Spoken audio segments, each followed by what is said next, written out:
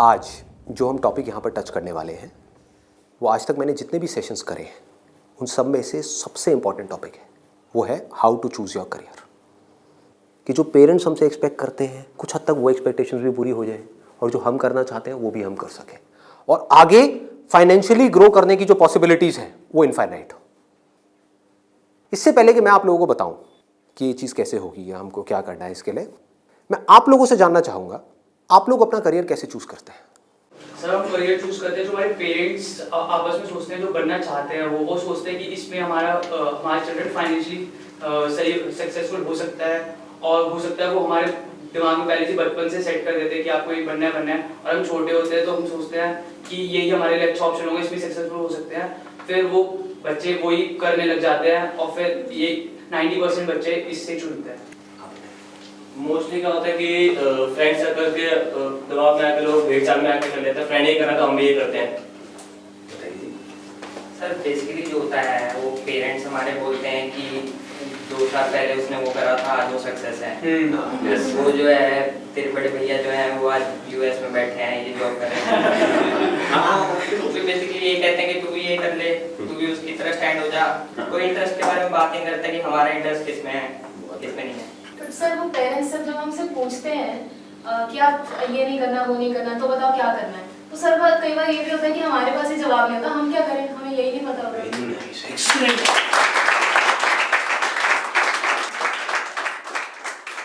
इसमें गलती पेरेंट्स की भी नहीं है। जैसे मैं आपको बोलता हूँ कॉमर्स, कुछ लिमिटेड ऑप्शंस माइंड में आते हैं। क्या आते हैं? सीए आता है और बीकॉम आता है और बीबीए आता है, एमबीए आता है, सीएफए आता है और कोई ऑप्शन आता है? आता ही नहीं है। तो ध्यान से देखो क्या हो रहा है। हम सब बच्चों की सोच एक जैसी है, सब पेरेंट्स की सोच एक जैसी है। तो ये पेरेंट्स की सोच किसने बनाई? क्या उनकी गलती है? इस पूरी की पूरी सोसाइटी ने मिलकर बनाई। पेरेंट्स की सोच बनी और पेरेंट्स से बचपन से आज तक जो उन्होंने सुना देखा करा वहां से आपकी सोच बनी आपके पेरेंट्स से। तो अल्टीमेटली आप में और आपके पेरेंट्स में कोई फर्क नहीं है, उनको ब्लेम मत करो। आपकी सोच भी उनके जैसी ही है। अगर नहीं है तो बताओ कोई और ऑप्शंस। नहीं आते ना माइंड में? साइंस में बोलता हूं, साइंस बैकग्राउंड, क्या ऑप्शंस आते हैं माइंड में? इंजीनियरिंग। इंजीनियरिंग में भी क्या आता है? जैसे इंजीनियरिंग वर्ड आता है क्या आता है माइंड में? आईआईटी आता है। ठीक है। मेडिकल में क्या आता है?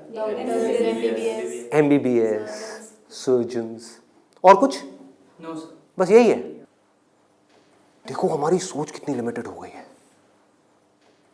माइंड में कुछ आता ही नहीं है तो करेंगे कैसे? आपके माइंड में कुछ आएगा तभी तो वो चीज होगी। अगर माइंड में हिमालय नाम का पहाड़ होगा तभी तो उस पर चढ़ोगे।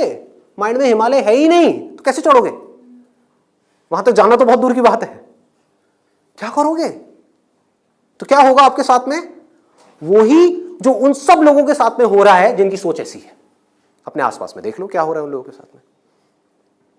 अगर हम चाहते हैं हमारे साथ में कुछ अलग हो तो हमें क्या करना पड़ेगा? अपनी सोच को तोड़ना पड़ेगा। सबसे पहले समझेंगे कि एग्जैक्टली हो क्या रहा है, फिर ये देखेंगे कि हम क्या कर सकते हैं और क्या करना है। इसको आप पीछे सर्कुलेट कर दीजिए।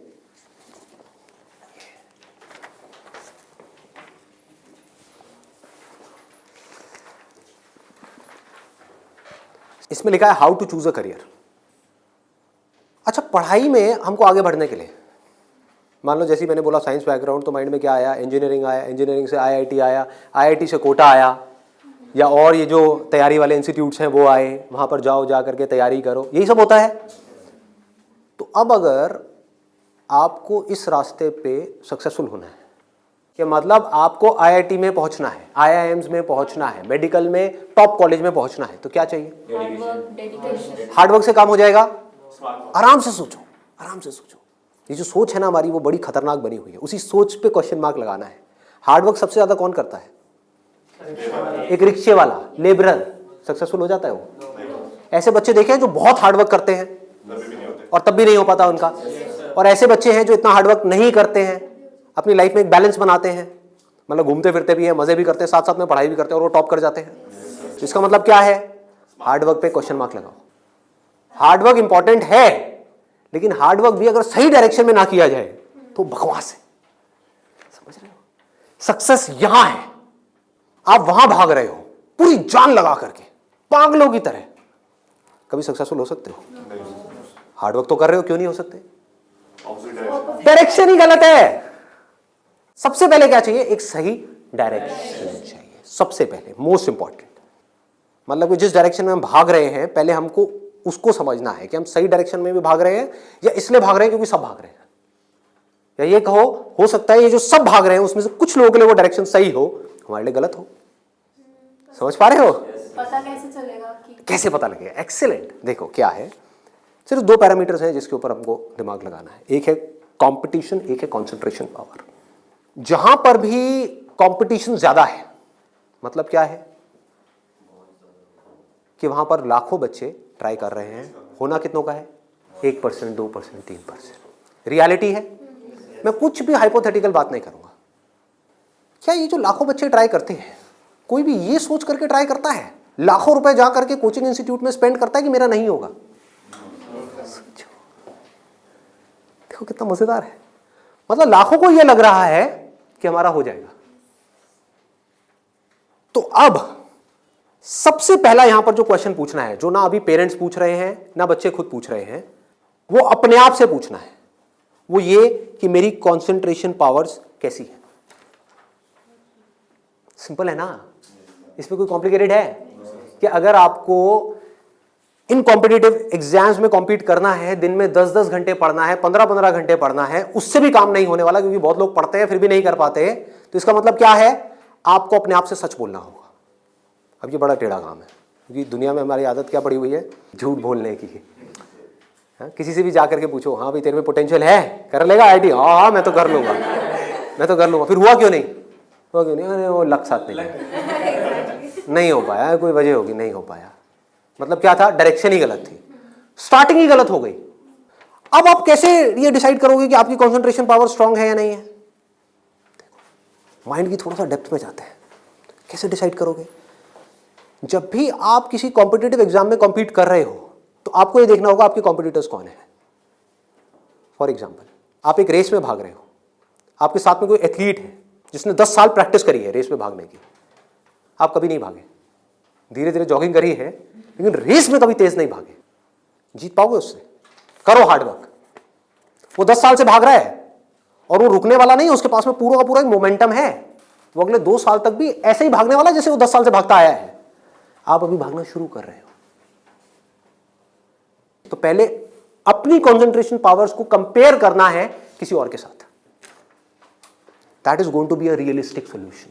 एक है थियोरेटिकल सोल्यूशन। थियोरेटिकल क्या है? माँ बाप कह रहे हैं बच्चों को भागो, बच्चे भी अंदर से कह रहे हैं भागो।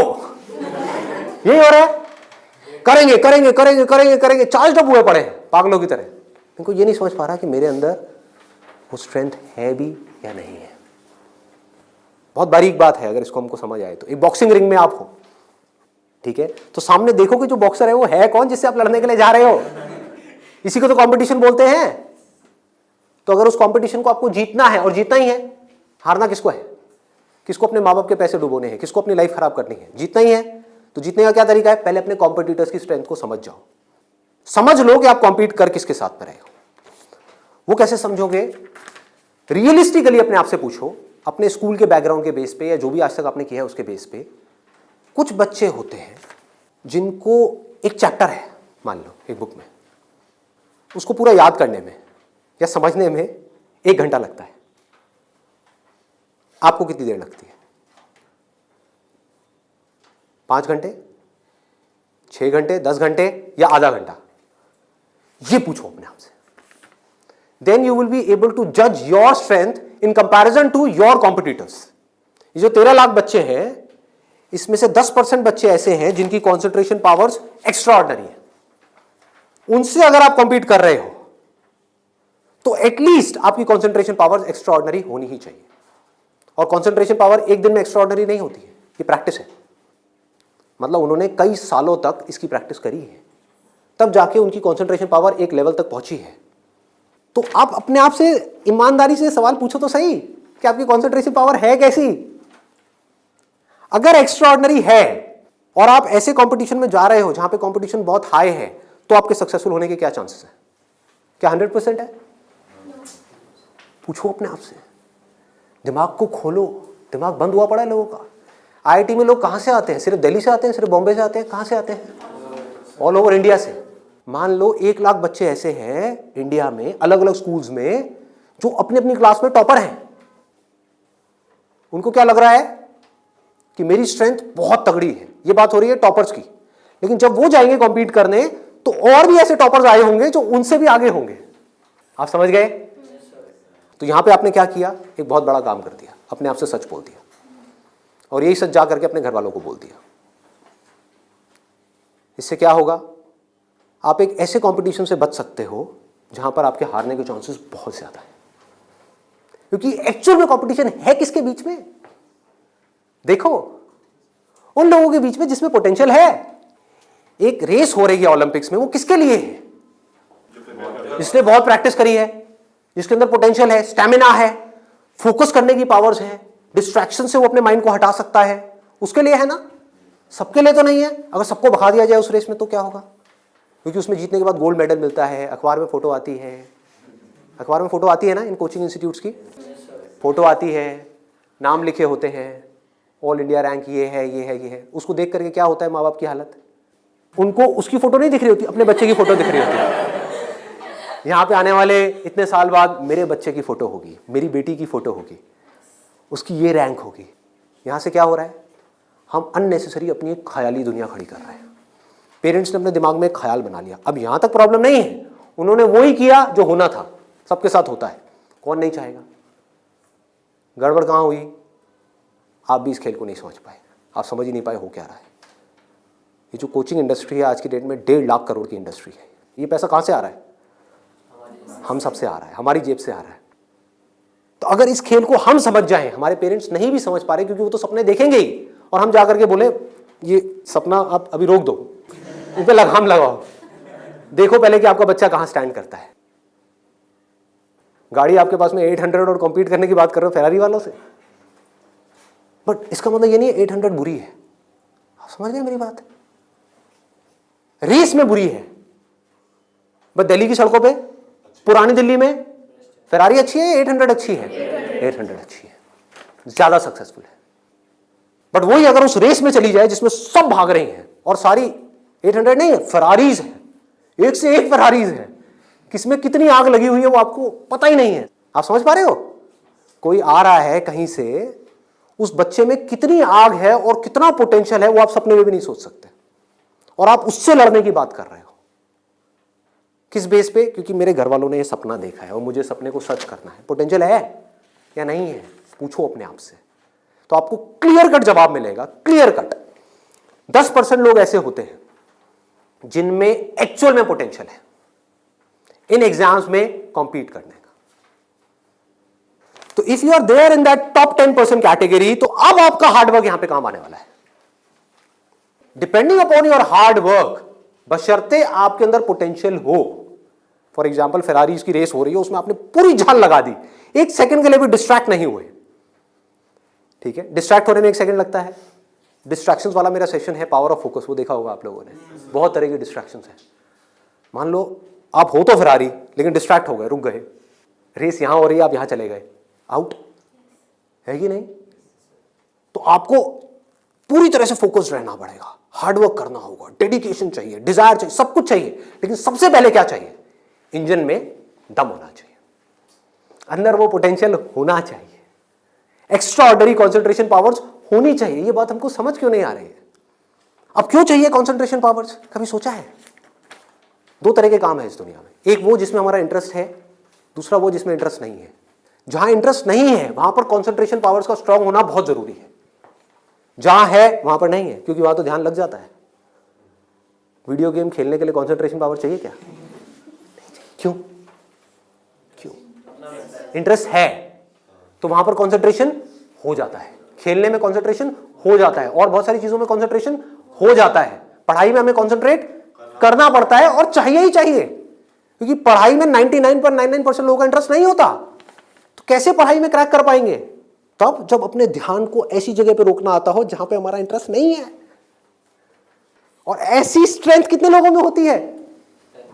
सच सच बताना आज, मतलब ईमानदारी से, आप में से कितने हैं यहां पर जो आप क्लेम कर सकते हो कि मेरी जो कॉन्सेंट्रेशन पावर्स हैं वो एक्स्ट्राऑर्डिनरी है?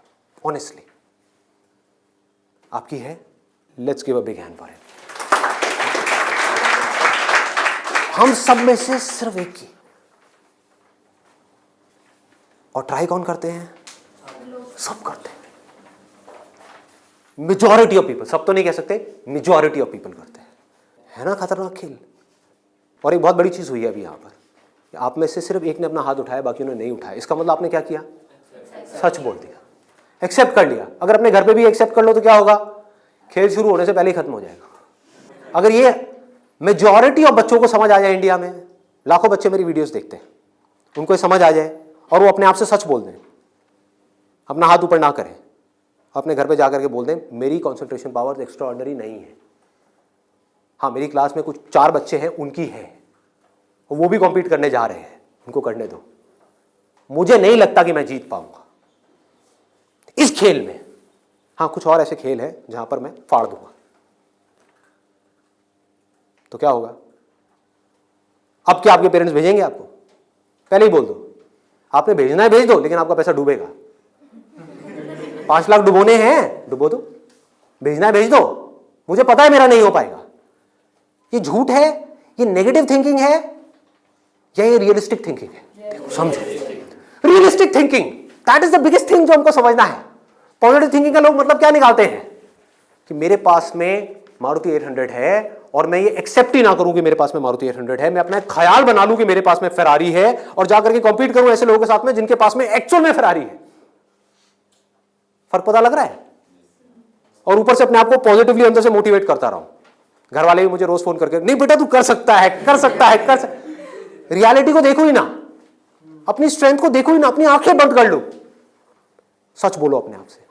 जीत सकते हो तो लड़ो, नहीं जीत सकते तो कोई ऐसी जगह पे जाओ जहां पे आप जीत सकते हो, या बेटर स्टिल जहां पे कोई कंपटीशन ही ना हो। आगे बढ़ते हैं। दूसरा क्या है? ये तो हो गई पहली कैटेगरी, एक्स्ट्रा ऑर्डिनरी, जो यहां पर अभी कोई भी नहीं मिला, सिर्फ एक मिला है। दूसरा है ऑर्डिनरी। 90% लोग एक क्लास में, 90% स्टूडेंट्स इंडिया में वो इस सेगमेंट में आते हैं। अब मजे की बात क्या है, ये जो कोचिंग इंस्टीट्यूट्स हैं, इनकी दुकानें कैसे बच्चों से चल रही है? ऐसे बच्चों से। कुछ रोल मॉडल्स दिखा करके, देखो हमारे इंस्टीट्यूट से ये है, उन्होंने ये कर दिया, जनता को लेकर के आएंगे, जितनी ज्यादा भीड़ आ जाए उतना अच्छा। तो इस पूरी प्रॉब्लम को अगर सॉल्व करना है तो कौन करेगा? एक स्टूडेंट ही कर सकता है। आप चाहो तो स्टैंड ले सकते हो। स्टैंड मतलब क्या? सच बोल दो। ऑर्डिनरी लोग 90% ये कहां जा रहे हैं? हाईली कॉम्पिटिटिव फील्ड्स में जा रहे हैं।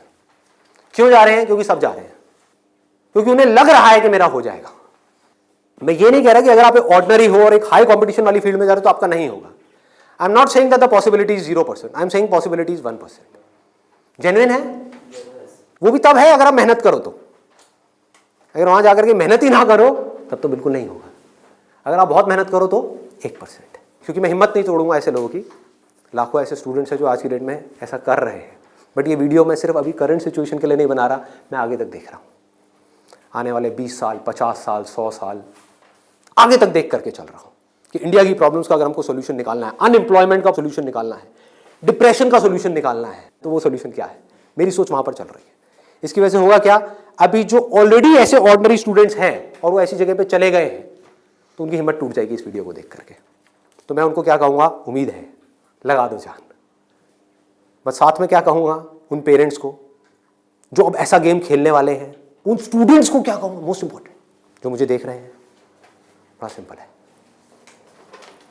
कि अपने पेरेंट्स को जाकर के कहो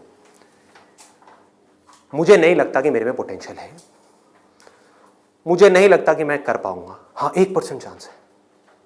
सच बोल दो, बोलो मैं ये नहीं कह सकता मैं कर ही नहीं सकता, 1% चांस, 99% चांस है मैं नहीं कर पाऊंगा। मैं जानता हूं अपने आप को, आप नहीं जानते, मैं जानता हूं। मुझे पता है अंदर से कि मैं क्या हूं, मुझे पता है अंदर से कि मेरे अंदर कितनी आग है, कितना पोटेंशियल है। मैं अपने दोस्तों के साथ में बैठ के पढ़ा हूं, मुझे पता है अंदर से कि मैं क्या हूं। तो आप क्या कहोगे? सच बोलोगे अपने घर वालों को जाके कि देखो अगर आप मुझे 2 साल तक की कोचिंग कराओगे, उसमें मान लो लाख रुपए साल की फीस हो गई, प्लस रहना खाना पीना what ever it is, total मान लो 2 साल में कितना खर्चा आया? 4-5 लाख रुपए, 5 लाख मान लेते हैं। तो आप बोलोगे अपने घर वालों को जाकर के, अगर अभी भी ये सब सुनने के बाद भी आप कहते हो कोई बात नहीं बेटा 1% चांस है तू कर ले, तो मैं आपको एक बेटर ऑप्शन देता हूं प्रैक्टिकल रियलिटी के बेस पे। यहां पे अगर आपके पेरेंट्स आपके ऊपर दाव लगाते हैं, जीतने के चांसेस क्या है पेरेंट्स के? 1:100। इससे बेटर ऑप्शन क्या है? गोवा जाओ। Seriously, I am serious about it, मजाक नहीं कर रहा। गोवा जाओ, वहां पे कैसीनोज हैं, वहां पे अगर आप 5 लाख रुपए लगाते हो, एक रूले करके गेम है, पता है आप लोगों को? सारे जुआरी हैं क्या यहाँ पे? रूले गेम है जिसमें एक बॉल घुमाते हैं, 36 नंबर होते हैं और एक 0 होता है। वहां पे अगर आप 1 नंबर पे पैसा लगाते हो और वो नंबर आ जाता है तो 1 रुपए आपका बन जाता है 36 रुपए। जीतने की प्रोबेबिलिटी क्या है? 1:37। यहां पर क्या है? 1:100। वहां पर क्या है? 1:37, मतलब इससे डबल से भी ज्यादा है। तो अपने पेरेंट्स को सजेशन दो कि जुआ खेलना ही है तो ये बेटर ऑप्शन है, खेलते हैं ना। मेरी जिंदगी क्यों दांव पे लगा रहे हो? मुझे तो बचने दो। अरे खेलना है तो मिलके खेलते हैं। जाओ अपने पेरेंट्स के साथ में, उनको गोवा लेकर के जाओ, अपनी पार्टी करना, और एक दिन जाना ले आकर के 5 लाख रुपए एक टेबल पे रख देना। अगर वो नंबर आ गया तो कोई भी नंबर चूज कर लो। आपके पेरेंट्स चाहते हैं आप नंबर 1 पे आओ, ऑल ओवर इंडिया में आपकी नंबर 1 रैंक आए, तो 1 नंबर पे पैसा लगाओ जुए में। वहां भी 1 नंबर पे पैसा लगा रहे हैं, यहां भी 1 नंबर पे पैसा लगाओ। अगर वो 1 नंबर आ गया तो कितना मिलेगा? 5 लाख का 1,80,00,000। 1,80,00,000 उसको उठा करके बैंक में एफडी कराओ। कितना इंटरेस्ट आएगा? 12%। तो अब टाइम गया। अब मान लो टैक्स वैक्स काट के 7-8% भी आ गया आपके हाथ में। महीने का 1,00,000 रुपए, साल का 12 लाख रुपए। सोचो क्या ये प्रैक्टिकल है या नहीं है? जो बात मैंने बोली है थियोरेटिकल है, प्रैक्टिकल है। वहां भी जुआ है, यहां भी जुआ है। आप भी बोल रहे हो हाँ शायद मेरा हो जाएगा, पेरेंट्स भी कह रहे हैं हाँ शायद इसका हो जाएगा। प्रोबेबिलिटी हमारे सामने है, आपके होने की जो प्रोबेबिलिटी है वो हमारे सामने है। हाँ अगर आप एक्स्ट्राऑर्डिनरी में हो तो बात अलग है, मैं उसकी बात नहीं कर रहा। वहां पर आ गई 10% से 100%, तो वहां पर जुए का कोई कंपैरिजन नहीं है, ठीक है ना। बट अगर आप ऑर्डिनरी में हो और वहां पर जाकर के आप कॉम्पीट कर रहे हो, इससे बेटर ऑप्शन है जुआ। अगर घर वाले कहेंगे पैसा डूब गया तो जुए में, तो बोलो वो तो यहां भी डूब रहा है। हाँ? यहां भी तो डूब रहा है। फर्क क्या है? इसको बोलते हैं एक रियलिटी के बेस पर समझ करके सोच करके लिया हुआ डिसीजन। तो अब तीसरा ऑप्शन क्या है हमारे पास में? कोई ऐसा करियर चूज करो, देखो कितना मजेदार है, जहां पे आपको कंसंट्रेशन पावर की जरूरत ही ना हो, not required. If you love singing, concentration power चाहिए क्या? नहीं चाहिए, हो जाएगा।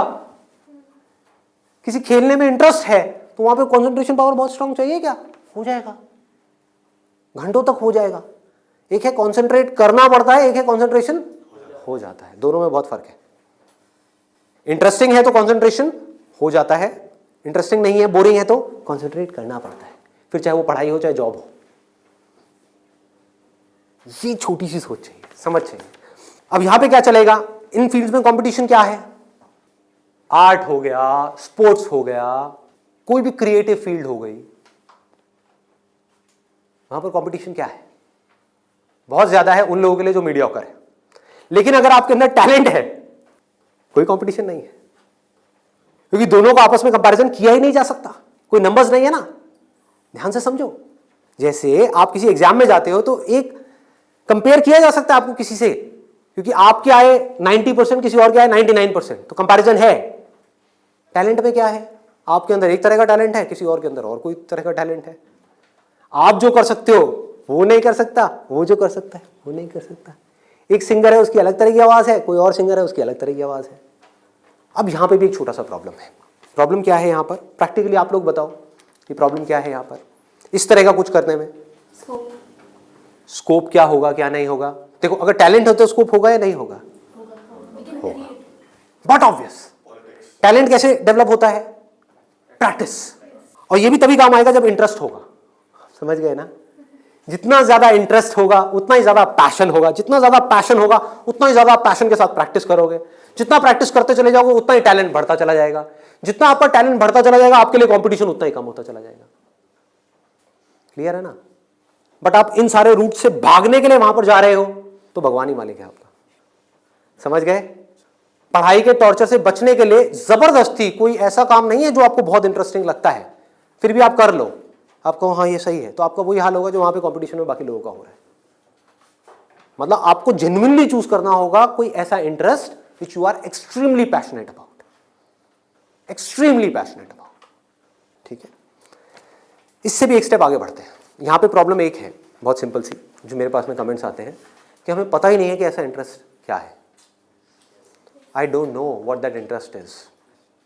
मेरे लिए ऐसा कोई इंटरेस्ट नहीं है, कोई ऐसा टैलेंट नहीं है, कोई ऐसी स्किल नहीं है जो मैं कह सकूं कि हाँ इसके बेस पे मैं अपनी पूरी लाइफ स्टेक पे लगा सकता हूं। उनके लिए क्या सोल्यूशन है? आपके घर वाले चाहते हैं आपको डिग्री मिले, आप चाहते हो कुछ अपना करना, फाइनेंशियली भी सक्सेसफुल हो जाओ, तो उसका ऑप्शन क्या है? ये रहा। यानी कि आप बहुत ज्यादा टफ एग्जाम्स को क्रैक नहीं कर सकते, बहुत ज्यादा टफ पढ़ाई नहीं कर सकते, लेकिन आप पढ़ सकते हो। तो आप एक ऐसी फील्ड चूज करते हो जहां पे कंपटीशन लो है, जहां पे कंपटीशन कम है, और अगर वहां पर आप स्मार्ट वर्क करने लग जाओ तो आपके जीतने के जो चांसेस हैं, सक्सेसफुल होने के चांसेस हैं, that starts from 10% and goes up to 100%, as good as उन लोगों के कंपैरिजन में जो यहां पर टॉप पर है। और यहां पर कोई लिमिट नहीं है कि हम क्या कर सकते हैं। स्मार्ट वर्क को मैंने नीचे डिफाइन भी किया हुआ है कि what does smart work mean. It means developing your understanding, that is smart work. जो काम आप कर रहे हो उसकी समझ अगर आपको है कि आप क्या कर रहे हो, क्यों कर रहे हो, कैसे कर रहे हो, तो आप स्मार्ट वर्क कर रहे हो। समझ नहीं है बस कर रहे हो तो आप हार्ड वर्क कर रहे हो। अब इसमें मैं आपको एक प्रैक्टिकल एग्जांपल देने वाला हूं। एक सिंपल सा करियर मैं आपको बता रहा हूं, फिजियोथेरेपी। सुना है इसके बारे में सबने? Yes sir. अभी कुछ दिन पहले मेरी नेक में थोड़ा सा पेन हुआ, मैंने गूगल पे जाकर के सर्च किया physiotherapy services at home in my area. Locality मैं नहीं बताऊंगा नहीं तो लोग मेरे घर आ जाएंगे। तो मैंने सर्च किया, वहाँ पर ऊपर कुछ लिस्टिंग्स आई, कुछ वेबसाइट्स आई, उसमें एक डॉक्टर का नाम मुझे मिला, उनकी मैं वेबसाइट पे गया, वहाँ जा कर के उन डॉक्टर के बारे में मैंने 2-3 मिनट पढ़ा, समझा, मुझे अच्छा लगा पढ़ करके, समझ करके। उनको फ़ोन किया, वो मेरे घर पे आए, उन्होंने मुझे 7 दिन तक फिजियोथेरेपी ट्रीटमेंट दिया। वो एक ट्रीटमेंट का लेते हैं 500 से 700 रुपये, कई बार 1000 रुपये भी लेते हैं, depending upon the complications and time involved. मेरे से उन्होंने लिए 500 रुपये। मैंने उनसे पूछा कि आप दिन में ऑन एन एवरेज कितने ट्रीटमेंट्स करते हो? उन्होंने कहा एक दिन का ऑन एन एवरेज मैं 8 से 10 ट्रीटमेंट्स करता हूँ। मैंने कैलकुलेशन करी, दिमाग चलाया, 8 से 10 का मतलब क्या हुआ? 4 से 5,000 रुपये एक दिन का, एक महीने का नहीं, एक दिन का। कितना हो गया एक महीने का? लाख से 1.25 लाख रुपए।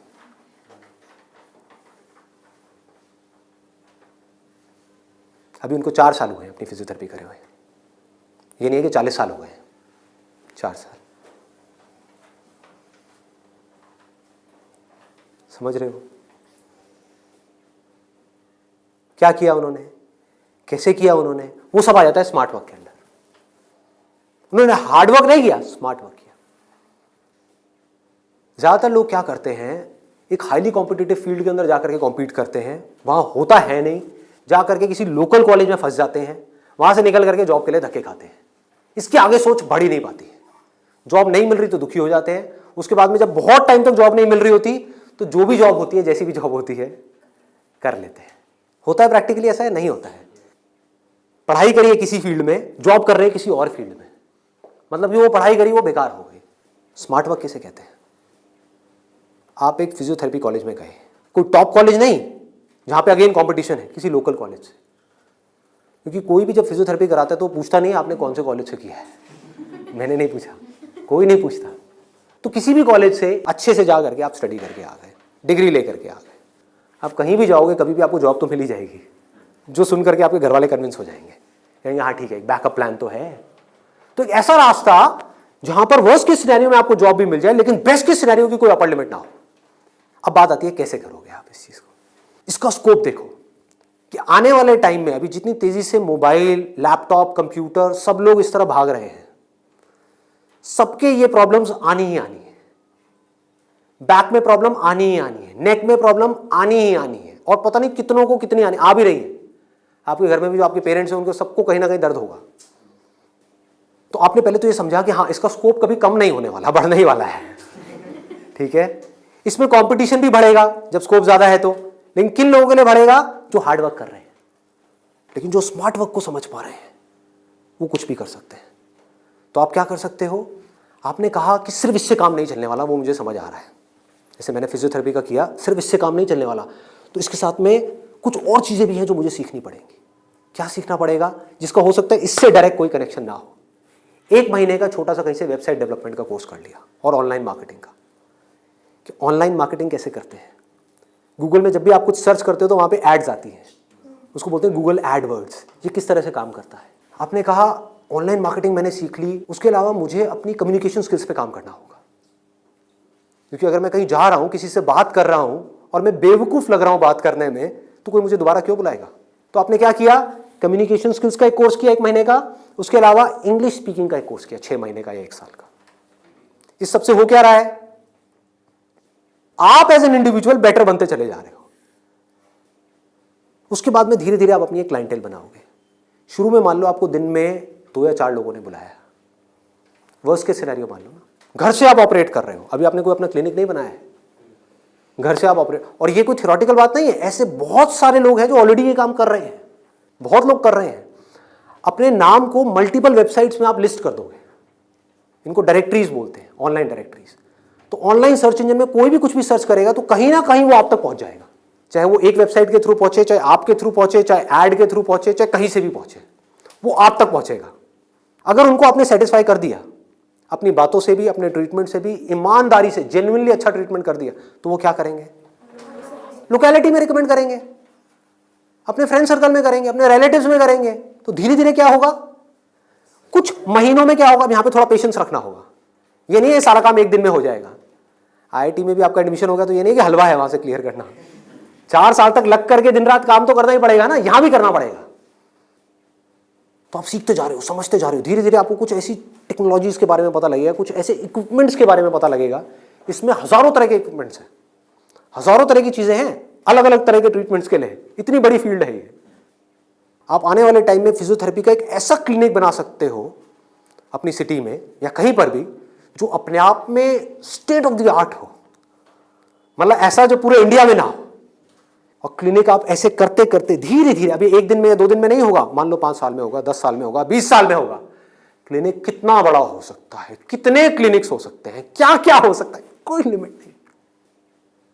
अगर कुछ लोग जो मेरी इन बातों को समझ पाए, जो बातें मैं कर रहा हूं, और कुछ ऐसी डायरेक्शन में जा पाए सेंसिबल तरीके से, smartly, not by doing a lot of hard work but by doing smart work, तेजी से आगे बढ़ पाए, तो आने वाले टाइम में यही वो लोग होंगे जो आने वाले टाइम में लोगों के लिए जॉब अपॉर्चुनिटीज क्रिएट करेंगे। अंदर से एक ये फीलिंग होनी चाहिए कि मुझे लोगों की प्रॉब्लम्स को सॉल्व करना है। अगर मैं कर पाया तो मेरी प्रॉब्लम्स तो सारी अपने आप सॉल्व हो जाएंगी, वो लोग करेंगे ना।